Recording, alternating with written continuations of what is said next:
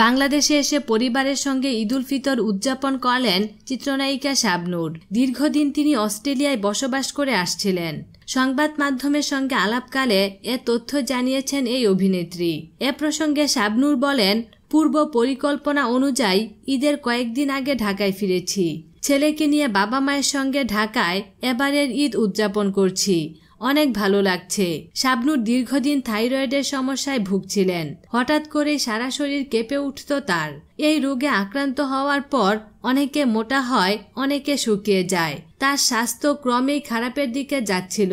তিনি শুকিয়ে যাচ্ছিলেন। আরোগ্য লাভে তিনি অস্ট্রেলিয়ায় যান, সেখানে চিকিৎসা নেন। এখন তিনি সুস্থ হয়ে উঠেছেন বলে জানিয়েছেন এই অভিনেত্রী। অনেক দিন ধরেই চলচ্চিত্রাঙ্গনের বাইরে রয়েছেন শাবনূর।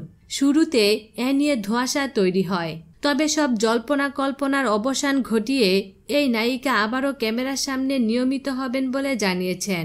নির্মাতা মুস্তাফিজুর রহমান মানিকের এত প্রেম এত মায়া সিনেমায় অভিনয় করবেন তিনি। এতে তার বিপরীতে রয়েছেন চিত্রনায়ক ফেরদৌস। খুব শীঘ্রই এই সিনেমার শুটিংয়ে অংশ নেবেন তিনি।